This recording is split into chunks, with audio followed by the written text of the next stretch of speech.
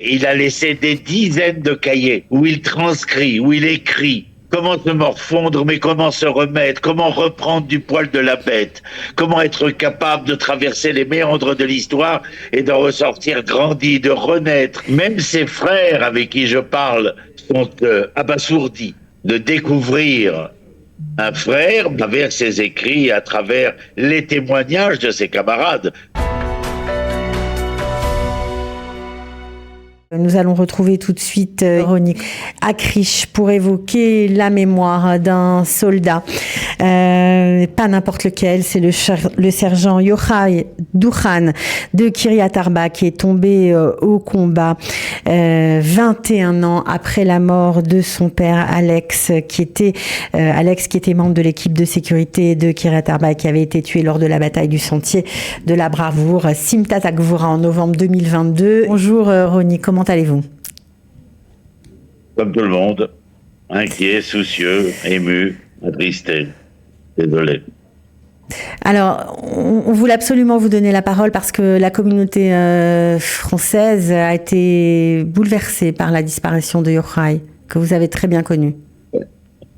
Personnellement, je pense que c'est la communauté, le peuple d'Israël qui a été bien sûr, touché. Mais bien sûr. Particulièrement, Yochai n'a jamais pensé une seule fois être français en quoi que ce soit.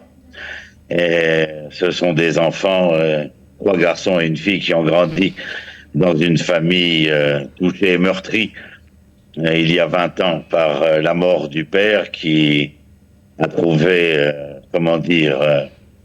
la force et le courage en plein repas de Shabbat de se lever et de partir au combat dans cette fameuse bataille de Hebron qui a coûté très cher, non seulement à la Kitat Konenut, c'est-à-dire l'équipe chargée de la sécurité de Kiryat Arba, mais aussi aux soldats qui étaient présents ou qui arriveront afin d'essayer de résoudre un problème et un attentat terroriste violent et dans lequel 13 personnes vont perdre la vie, dont Alex Douchan, qui est d'ailleurs le cousin de ma femme.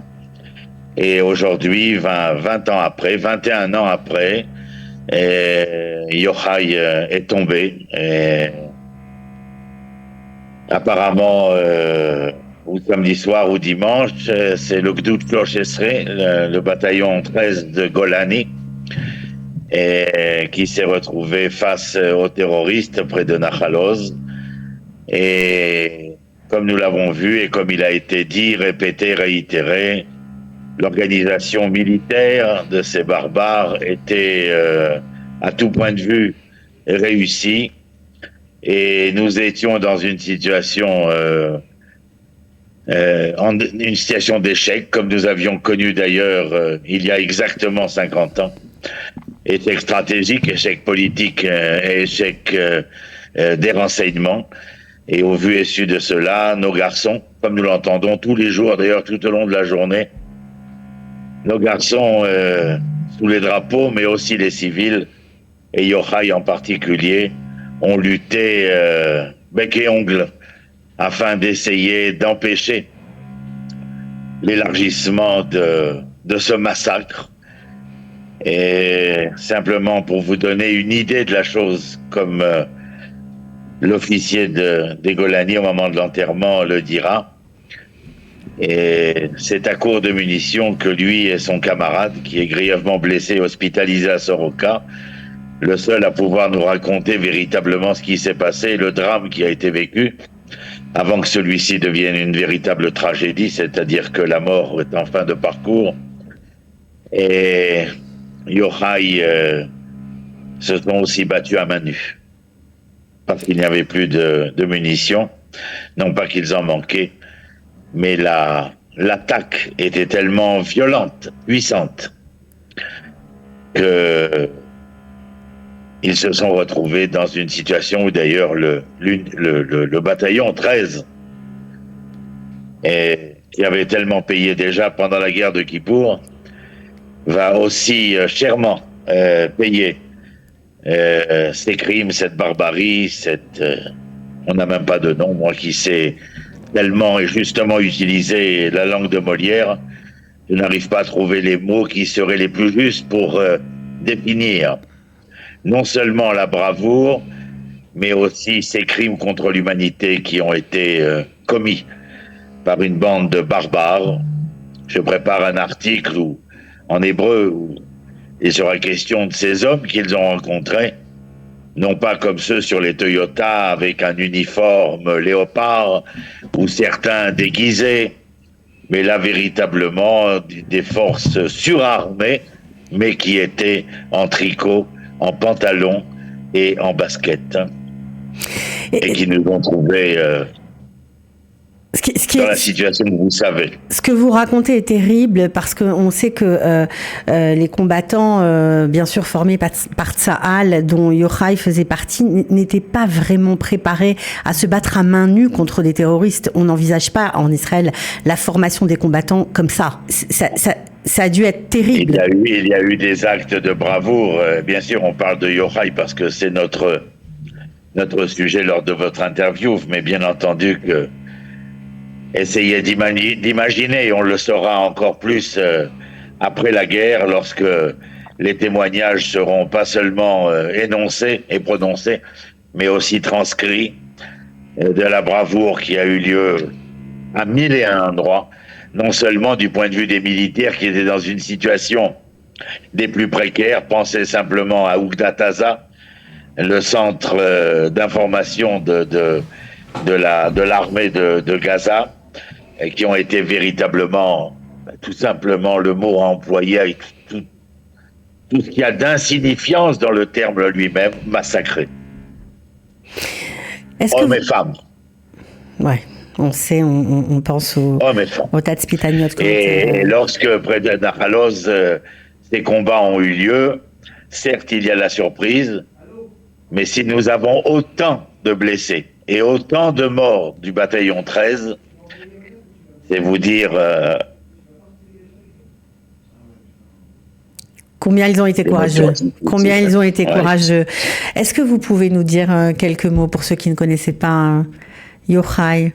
Voilà. Alors Yochai a donc grandi dans cette famille sans père. Mais il a grandi à Kiryat Arba, qui est une grande famille. Et je suis à Kiryat Arba. Je vous parle de Kiryat Arba parce que, comme vous le savez, j'ai décidé de passer à Ashdod, mais ma femme est toujours directrice du centre médical dentaire ici, et donc nous sommes ici, et aussi parce que nous connaissons tout le monde. Et à Ashdod, nous ne connaissons pas encore grand monde, donc il est évident et naturel d'être ici. Yochai a grandi dans cette société emplie de chaleur, d'empathie, d'altérité, continue, perpétuelle, parce que nous en avons vu de toutes sortes. Pendant les 37 ans où j'ai résidé ici, Yochai a grandi depuis l'âge de 5 ans avec sa mère, avec ses frères. Lorsque nous avons entendu qui était ce garçon, qui à l'âge de 18 ans a décidé, après le lycée Yeshiva, de rentrer à la Yeshiva de Eilat, plein de fougue, plein d'émotions, sans véritablement faire la différence entre ceci et cela. Il va se construire pendant 6 ans, jusqu'à l'âge de 24 ans, Cathy. Et à l'âge de 24 ans, il va décider de rentrer à l'armée, et il va se retrouver dans les Golani avec des garçons de 18 ans, lui qui a 24 ans et qui depuis 6 ans travaille sur l'être, sur la nature de l'être, sur la conscience de l'être. Et il a laissé des dizaines de cahiers où il transcrit, où il écrit, où il déverse sa joie, ses larmes, ses inquiétudes.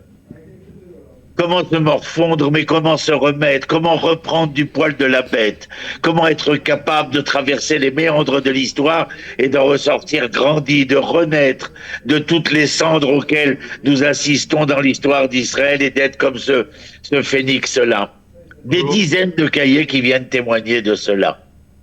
Même ses frères avec qui je parle depuis que nous avons eu l'information sont abasourdis de découvrir un frère, bien qu'il connaissait le personnage, mais à travers ses écrits, à travers les témoignages de ses camarades, entre autres celui qui est gravement blessé et hospitalisé à Soroka, il va, à l'âge de 24 ans, eh bien, comment dire, rentrer en osmose, je dirais, grâce à cet amour de l'autre, cette recherche de l'amour de l'autre, et de savoir ô combien que tout ce qu'il avait pu étudier ne pouvait avoir de raison d'être que si il était capable de mettre en pratique les leçons dans la réalité de son quotidien, aussi dur soit-il. Et c'est pour ça qu'il a décidé de s'engager et de faire l'armée.